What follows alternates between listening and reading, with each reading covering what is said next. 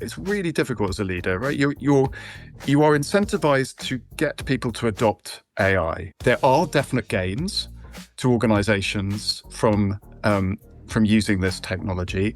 At the same time, it raises very legitimate fears among employees. Am I going to be out of a job? And so how do you encourage adoption when the end game might be the loss of jobs on a large scale?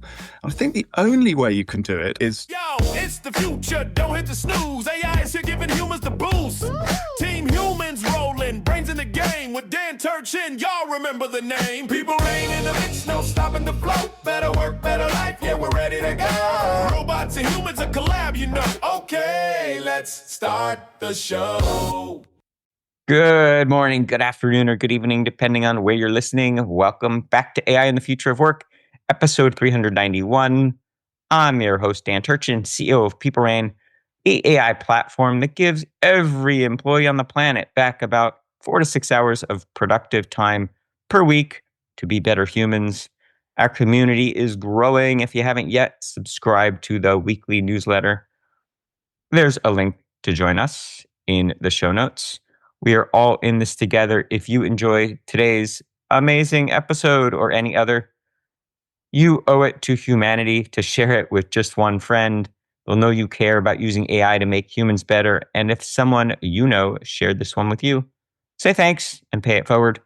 If you'll leave a comment, I may share it in an upcoming episode like this one from Raquel in Boca Raton, Florida, fine city, whose favorite episode is number 243 with Arvind Jain, CEO of AI unicorn Glean. It was not a unicorn back then, since is, about beating Google in enterprise search.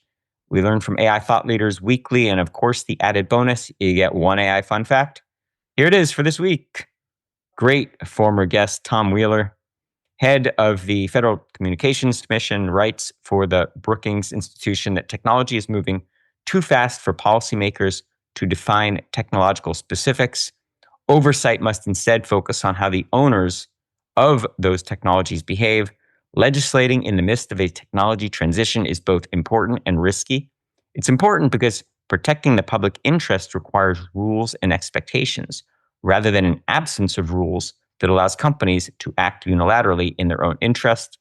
It's risky because lawmakers tend to define tomorrow in terms of what's known today, a reality that inhibits the agility necessary in an environment of fast-moving innovation. The last time Congress attempted to legislate in the midst of a technology transition was the Telecom Act of 1996, which was signed into law by President Clinton in the United States on February 8th, 1996. Today, as AI reshapes the economy, a new wave of destabilizing technological forces has returned. The 96 Act is not merely a story about telecom. It's a case study in governing through technological transitions. I encourage you to read all 1,650 words of Tom's great essay, my commentary on that one, our discussion with Tom way back on episode 281 about his book Techlash foreshadowed this important commentary. We've seen this theme play out in the past with interstate highways, broadcast media, telephony, broadband, and most recently, social media platforms. Tech moves faster than legislation. We can legislate to ensure power isn't concentrated in too few hands or in the wrong hands, but we can't legislate to slow the pace of innovation. The implications of getting AI right from the perspective of human sovereignty are far more significant than any previous tech shift. As Tom points out, and will continue to discuss, it's the role of legislators as voices of the human citizens they represent to ensure the owners of the capital, in this case tokens and prediction engines, are behaving in ways that benefit society, by which I mean you, me, and everyone we care about. Don't expect legislators to understand technology. It's all of our responsibility to hold AI vendors accountable and tell our legislators when and how they're violating our trust.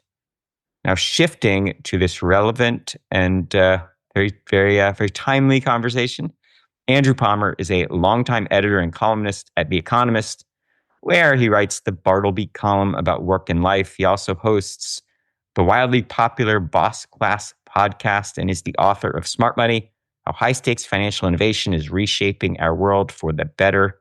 I have so been looking forward to this one. Andrew, it's a pleasure to finally have you on the podcast. Let's get started by having you share a bit more about your background and how you got into the space. Hi, Dan. Well, thanks for having me. Been looking forward to it too. And very kind of you to mention the book. That was wildly unsuccessful and about 10 years old. So, if anyone buys a copy, it's probably doubling overall sales. So I have been, as you say, at The Economist for an unbelievably long time. I'm a little like a Japanese salaryman. Have been here for almost all of my career, but bounced around a lot during that period. So I've covered everything from finance and Latin America to British politics and latterly management. So what I do now is write a weekly column on management, host this podcast, which is great fun. As you know, podcasting can be really, really enjoyable.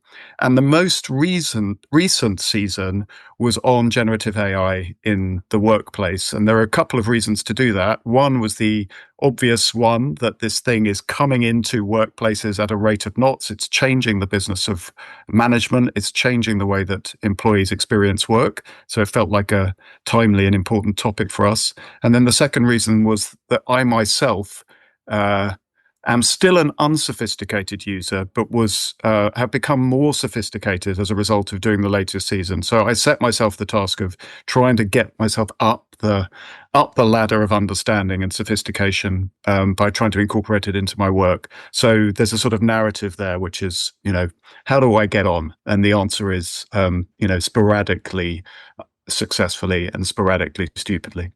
I failed to mention in your bio that you are very humble as well.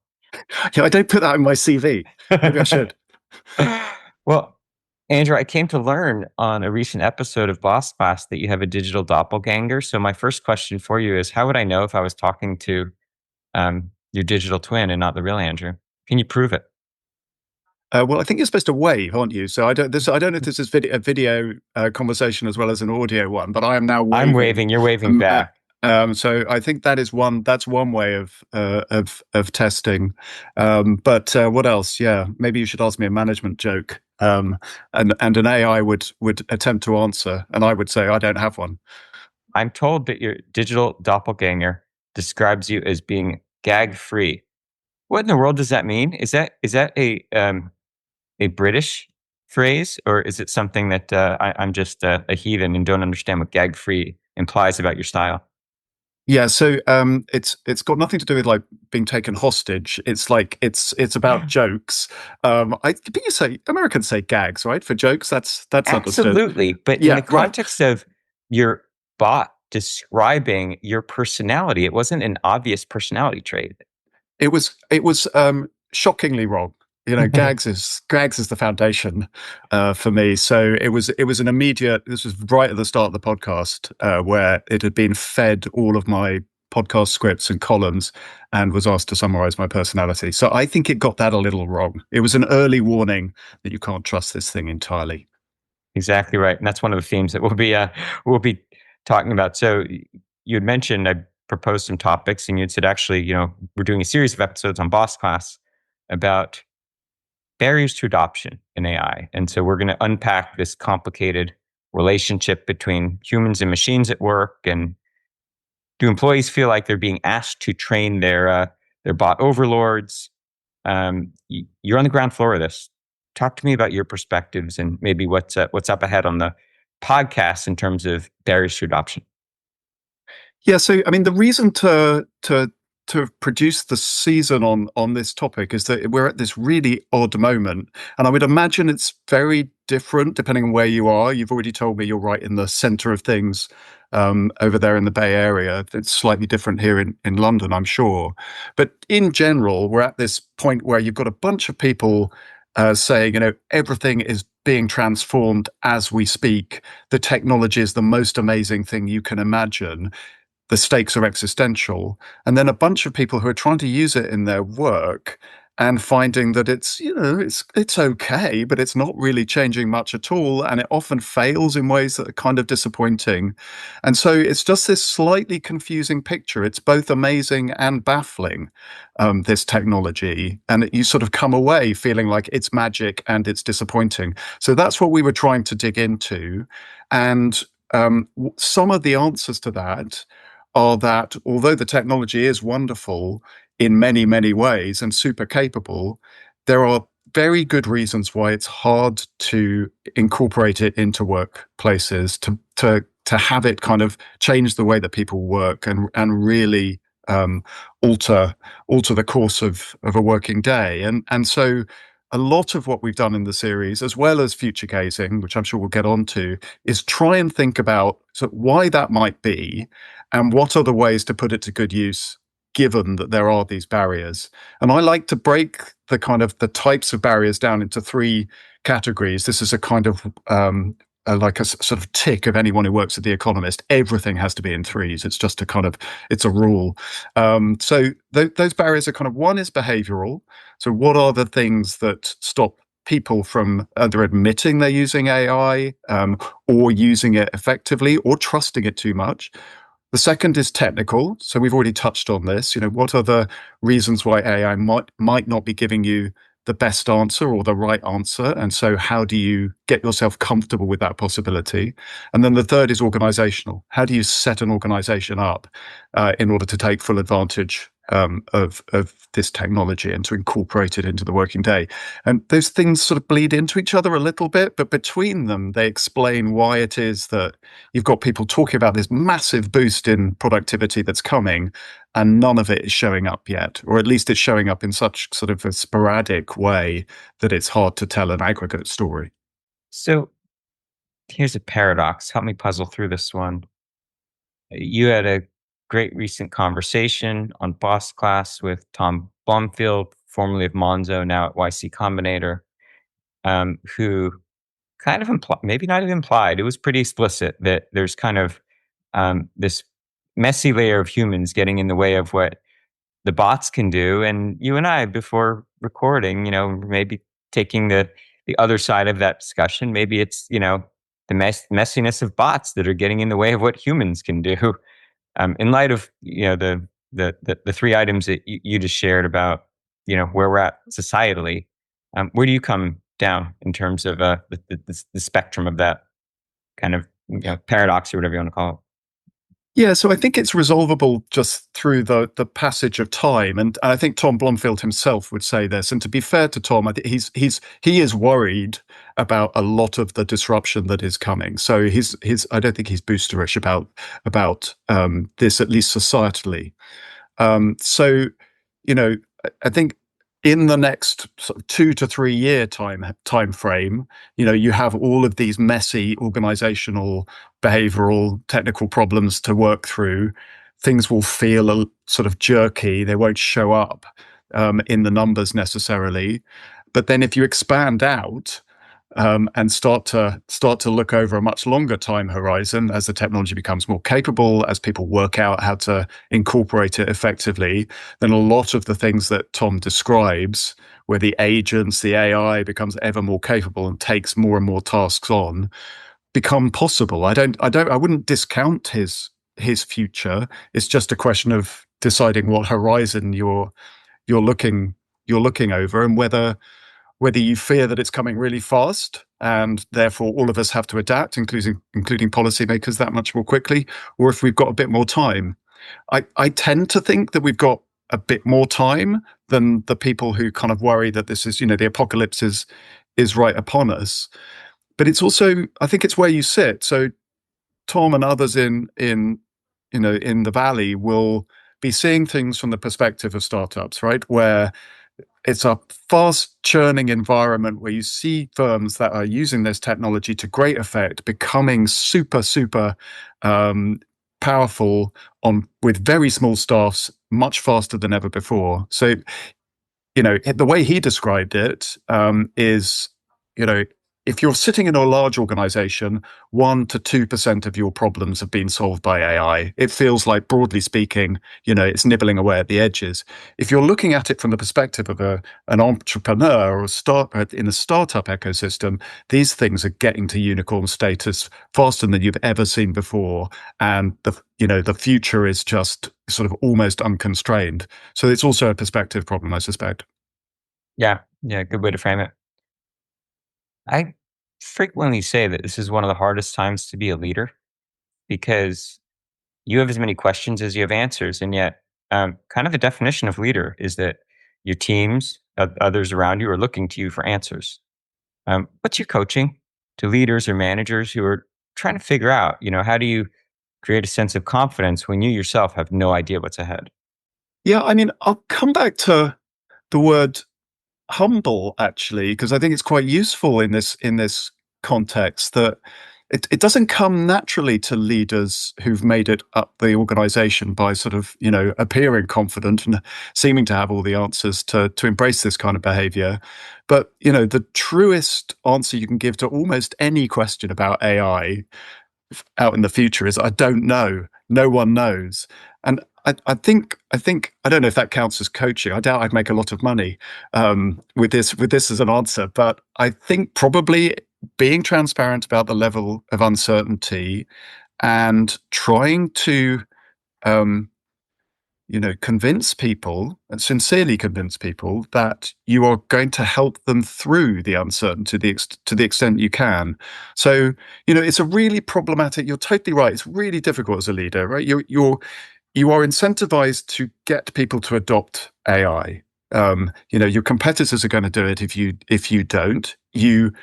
There are definite gains to organizations from using this technology. At the same time, it raises very legitimate fears among employees. Am I going to be out of a job? And so how do you deal with that? How do you encourage adoption when the end game might be the loss of jobs on a large scale? And I think the only way you can do it, I mean, you can pull some obvious levers, right? You can incentivize adoption, you can have it in performance reviews, but the meta level is to be honest, to say that there may well be disruption, but we are going to try our best to prepare you for that disruption within our organization, and if it's not in our organization, outside. So just one small example, which is a bank in Singapore called DBS, which is the largest bank in Southeast Asia, which began a big digital transformation in 2012, so long before this sort of latest wave of AI excitement. And it has, very sort of intentional career planning processes. It has people moving from project to project. It thinks about reskilling. And it is trying to prepare people in that way to say, if you're in customer service, your job may not survive, but it's possible that we can move you into more of a sales role. So sort of higher level client-facing role, work you're not doing now, but which is adjacent at least. I think that kind of thinking is probably the best way to approach it. Whatever happens, this thing is coming, but we can together work it out. And that feels a bit soupy, but I'm not sure what else you can do. That is a perfect segue into the third of your triad. The Economist has trained you well, by the way. You think in threes. About organization, the organizational transformation that's required for AI adoption to take place. And I think of two impediments with respect to organizational change. One is trust in AI, trust in the output, just the validity, the source, the credibility of it. And then the second is trust in the fact that I'm not investing in a technology that ultimately will replace me. When you think about organizational change, I just provided two examples of what I see in the field that are impediments, barriers to adoption. Those are two thoughts. We would love to get your perspective on those two, but anything else that you think is really holding organizations back? Yes, it's interesting. The trust in output is, in a way, the problem there is people, charging ahead too fast rather than holding back. And often it's the leadership cohort, which is kind of like, oh, this is amazing, right? Off you go. Or it's people being sort of so blown away by the confidence of the AI. It's a kind of, it's the human leader problem, but just to the, 10x'd with that sort of amazing authoritative, like this is the answer voice that some of the models take on.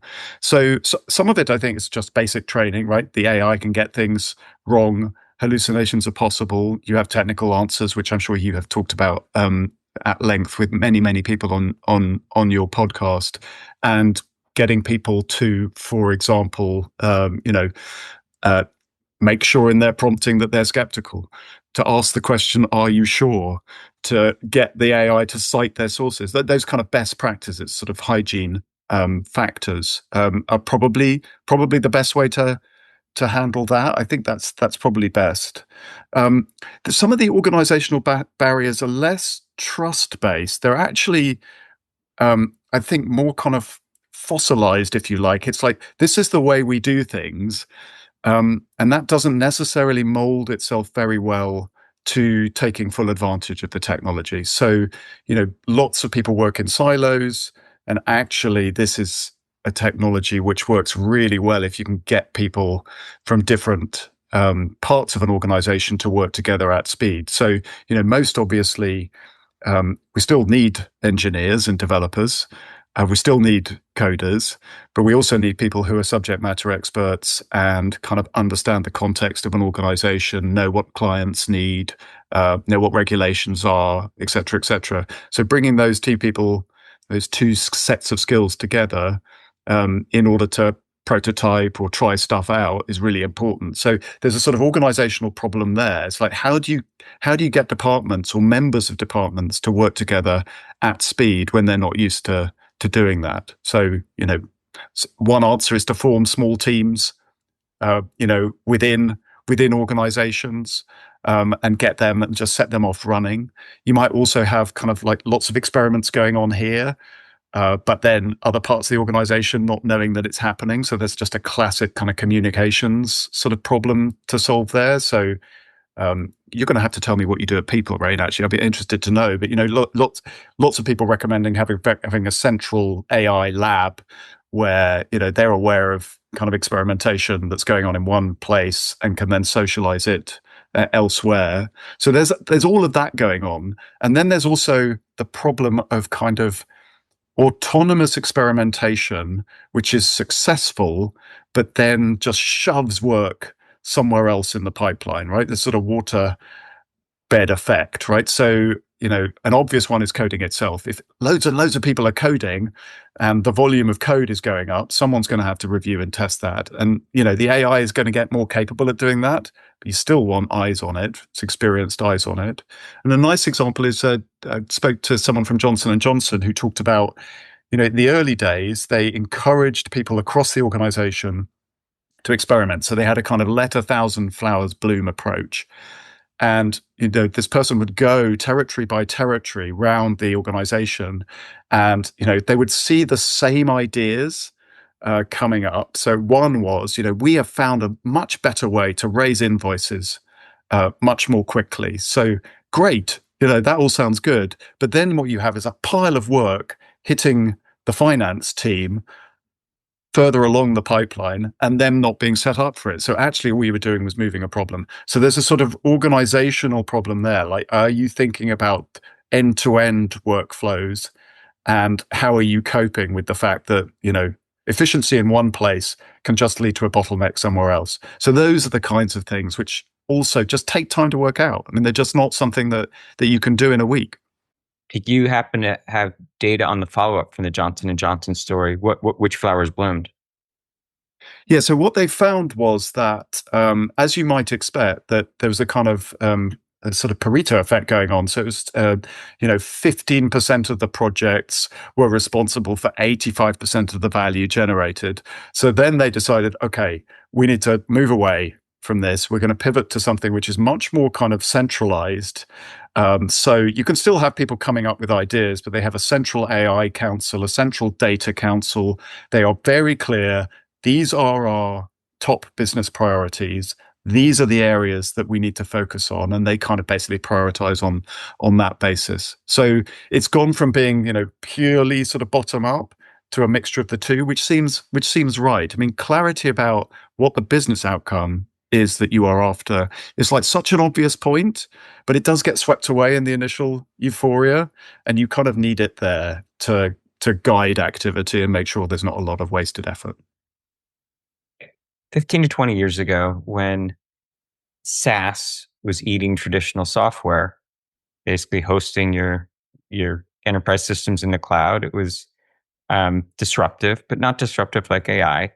And what we found then is that a lot of the more conservative, kind of traditional verticals or industries, banking, for example, insurance, government agencies, were slow adopters. This transition has been the opposite. It's global, it's universal, it's every function. It's Johnson and Johnson. It's the bank you mentioned in Southeast Asia.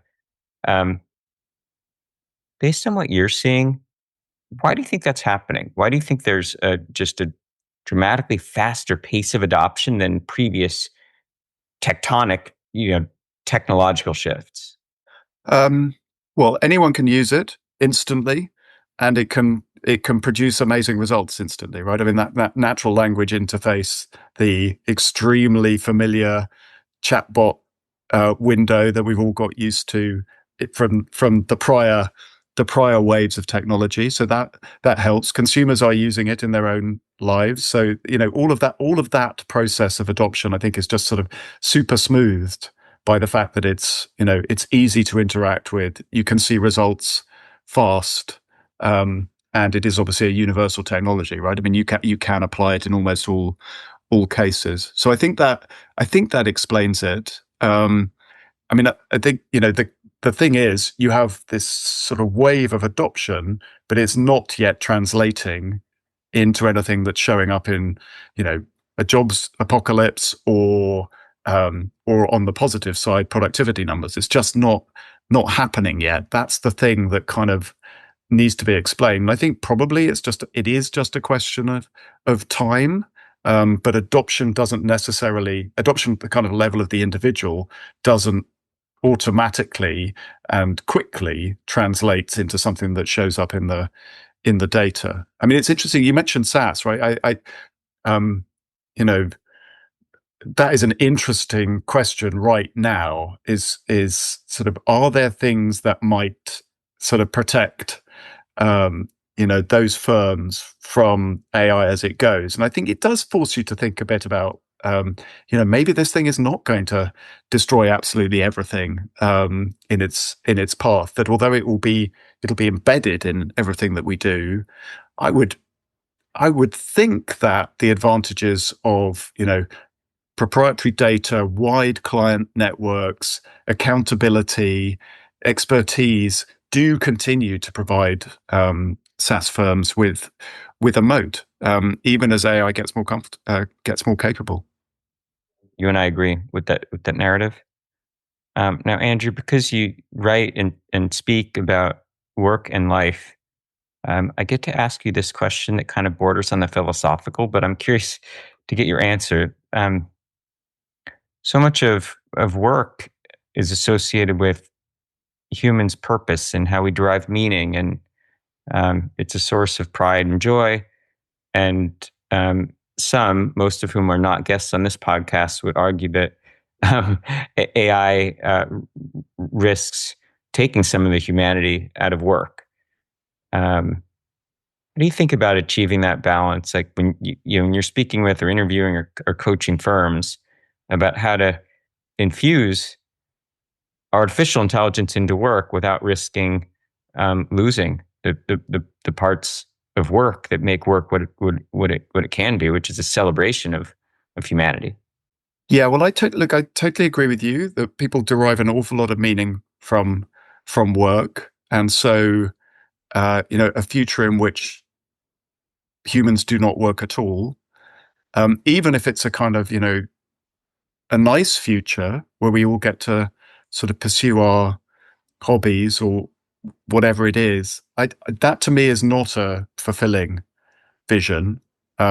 Maybe over time one gets used to it and it's nice, but I don't think it's something to aspire to. So yes, stimulating meaningful work gives people dignity and a sense of purpose, and should be a goal, I think. So how does one get to that? I think, in the short term, it's quite simple to imagine how that would happen, right? That you could imagine the kind of the crappier elements of our jobs sort of disappearing and time being freed up and us having more stimulating jobs. Where it gets difficult is over the longer term, right? I mean, very, very quickly, the technology starts to nibble into the more meaningful parts of jobs, and then you're into job insecurity and job loss. And I don't think that we should be. I don't think it's either desirable or possible to be kind of imposing a pause or a stop on the technology, which is what some of the model makers, as you know, have asked for. I think that is, at best disingenuous for them to ask for that. It's just not how the world works, and especially when you have a kind of superpower race over this technology. There's just no way that America is going to like, okay, we're done with this, and let China race ahead, and vice versa. But the entire kind of system we built up around that makes that implausible. So I do think probably the way to achieve what you've described is a combination of sort of enlightened corporate leadership. Footnote, that does exist, but it's not everywhere. And then a policy infrastructure which copes with the possibility of really fast disruption. And that's where I get worried, because I don't think we have a very good track record in terms of reskilling, retraining, a safety net that is already straining at the seams, highly indebted economies, et cetera, et cetera. So it is a gigantic challenge, and I don't know that we're up to it, but it definitely requires a policy response. So, if I give you a scepter? I don't know if there's still scepters around in the UK, and they hauled you up to the steps of Parliament, and people in powdered wigs asked you, Andrew Palmer, king for a day. What would you do to create? Yeah, I'm trying to avoid the word regulatory, but what would you do to instill these values that we share? We're here to promote humanity and do the right things with AI. What do you think governments or leaders or societies how should they be thinking about this complicated time? Yeah. So of course, every British child grows up dreaming of wielding a scepter. So you've got that totally right, Dad. So thank you for indulging that fantasy of mine. What would I do? I mean, the reason it's so difficult is that the things I think are needed are also, they haven't worked to date that well. So the obvious thing to have is a kind of super responsive reskilling, rerouting mechanism in the labor market that enables people to start to build skills that enable them to cope with the disruption. So, I think at the education layer, to get people familiar as soon as possible with AI, but without encouraging them to develop a cognitive dependence. So like use it in a way that has you in charge rather than just following what it says. At the kind of higher education level, entry-level jobs is a real problem, and thinking that through probably requires, as Ethan Mollick said to me on the pod, it does require thinking about higher education in a different way, and probably having that part of your life function as a kind of the apprenticeship for work in a way that it doesn't necessarily at the moment. There are examples of kind of lifelong learning that around the world which do work. So Denmark has a system of flexicurity, which is basically, a kind of societal level compact between companies, government, and unions to help people who are unemployed to be retrained and put into work. Singapore has an interesting kind of voucher-based system to lifelong learning. So when you're in work, you have an entitlement to train in areas that the government takes. The state is sort of right there taking a view about like what's useful, and you can start to build skills in that area in anticipation of shocks to come. Now, all of these things are really hard to get right. I'm not massively keen on the idea of the government as a kind of like all-seeing seer about what's going to matter, what's going to be important in the future. The potential for AI to hit fast and at scale is much greater than previous shocks. But I do think that's the area in which one has to be operating. I find that much more persuasive than a kind of UBI, universal basic income answer to the problem. I just cannot see that working. The sums just don't add up to me. So I think starting to build that infrastructure with some degree of urgency, if you don't have it, is probably the only way to. So there I am. I'm waving my scepter around, but sort of uselessly. So I'm sure many members of parliament are listening. So the countdown has now begun until you are summoned and sceptered and summoned in front of parliament. So you have to let me know when the date is coming, and I'll be there with my camera out, and I'll document the day. Okay. Actually, the first thing I do, of course, would just be to dissolve parliament and assume absolute power. So let's not bother with all that nonsense. Sadly, that means you're just uninvited. They just rescinded your invite. Oh, all right. Are we talking about do you pronounce it G Fox, Guy Fawkes, that style? Oh yeah, Guy Fawkes. Yeah, do you call him Guy? Guy Fawkes. Okay. Guy Fawkes. Yeah, he was. I'm not violent. Okay. I'm a megalomaniac, but I'm not violent. Okay, for the record, Andrew's not violent. Maybe you got invited back again. All right, great. Andrew, we're about out of time, but I'm not letting you off the hot seat without answering one last important question for me. So instead of 2026, it's 2036, and Andrew, the real Andrew and Dan, and the real Dan, are having a version of this conversation. What's something that is commonplace at work that to the 2026 sensibilities that we have today would just seem like science fiction? It's such a tough question, Dan. Because 10 years at this pace of change. I mean, I suppose I'm gonna kind of cheat because I think this is already observable, but I assume it's going to really have affected how everyone interacts. And I might have, the assumption that you are never private, ever, I think is going to be part of our lives. So it'll absolutely be part of our lives as we're working, that everything is being listened to and is feeding into models and being transcribed and summarized in its form of data, I think is a reasonably safe assumption. And I think you probably extend that into the home. And obviously we see versions of this already, but I just think it's going to go mad, right? We're already in a point where, I mean, this is fine, right? It's like, this is obviously going to go out, right? It's completely consensual and transparent. It's a podcast. But almost every meeting is now transcribed at our place, and we're not told.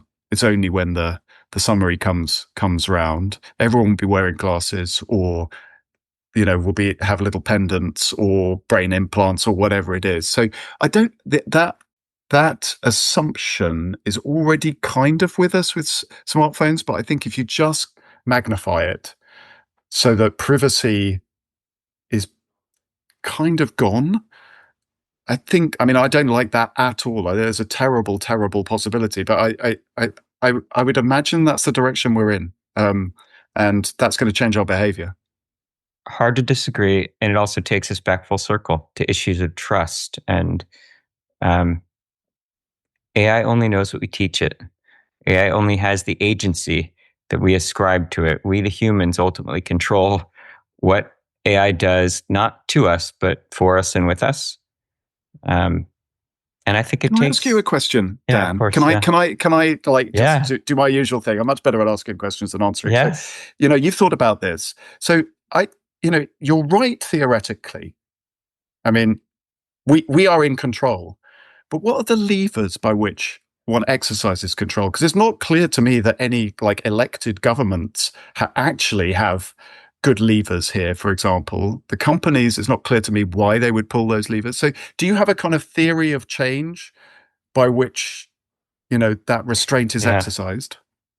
That's why I latch on to the themes that you talk about. And I shared with you before we started recording that a lot of it to me comes down to helping humans feel like they're empowered, like they are in control. This kind of the trope about, your fine country, the Luddites in the 18th century felt like the machines had taken over, and their reaction was to smash them. And it becomes such a, kind of a, popular narrative that you figuratively or literally you smash the machines when you're angry with them. I think in order to get through this complicated period, we need to help more people feel empowered. And you gave me a small window to talk about people reign, but that's why we started the company, because we believe, well, technology is really powerful. People reign. What we decided is, what if you could build AI and all it does is it takes the things that you hate about work out of work. It sounds simple, but if you were to do nothing but that with AI, then the things that would be left are the things that people love doing at work. And if you create environments where people have this relationship with machines where they ascribe better work life, having an extra hour a day to spend with families or care for loved ones, that association that you have with AI changes completely. That narrative flips to one where you feel empowered. You feel like it's a partner, it's an ally, not an adversary. So to me, the narrative is, ironically, it's not about leaning into or leaning away from the technology. It's about leaning into the humanity of work. And a humanity of work must be accompanied by a narrative that says, you plus a machine is the best version of you. And I talk about you to the power of AI.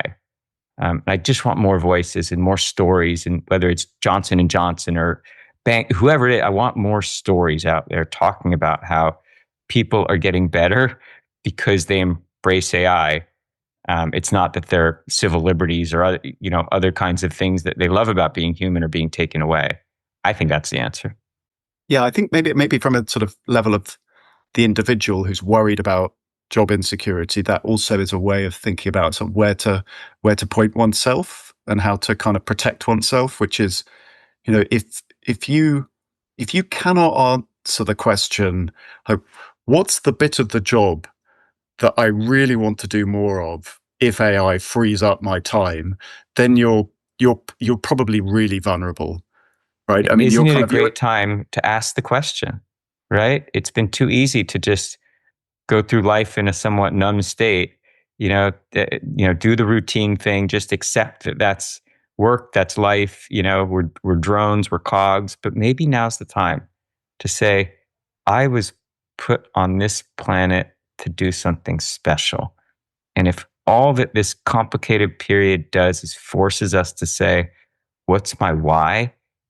And we inspire a generation of people who believe they can do more, then we can take a victory lap, and then AI has served its purpose. Yeah, I mean, that would be nice. I do worry that this is a kind of agency sapping moment rather than the reverse, but, let's hope you're right. We've got a large audience here, and together, it's one episode, one conversation, one person who gets inspired at a time, and all of a sudden, in 10 years, that view of, everything being watched or listened or recorded, while technologically speaking, I agree. Maybe there's also a version of that where people live longer and, fewer people die of illness and medical care gets to you faster. And, maybe there's also that narrative, and there's a bunch of reskilling and upskilling that needs to happen before that world can exist. Totally right. And I should say, it is possible that we get to this, to a really great and better place. I don't discount that at all. And, that's the history of previous technological change. So I think for our own sanity, if anything else, we should believe in that. But, I think it will be disruptive and bumpy in the meantime. And that's the real challenge. Andrew, you got an open invite. Come back here. We'll discuss this. It changes weekly, daily, weekly, monthly. And we're going to keep having versions of these conversations until we feel like, enough people are listening that we're making a difference. Thanks for having me, Dan. Great to talk to you. Absolute pleasure. Where can the audience learn more about you and your column, the podcast, et cetera? Yeah, so you can follow me on LinkedIn, and you can listen to the latest season of Boss Class on any feed. Just search for Boss Class from The Economist, and I hope people tune in. Brilliant. Well, I can in fact confirm that this was the real Dan Turchin and the real Andrew Palmer, not our digital doppelgangers hanging out. No promises for the future, but that is in fact all the time we have for this week on AI and the future of work. As always, we're back next week with another fascinating guest. Yo, it's the end of the show, time to power it down. AI's the sis, but humans wear the crown. Team Human in the house, got the vibe so clever. Dan Turchin from People Brain, making us better. We learned about AI for humans. We're ready to conquer the future, that's all for now. See you next time.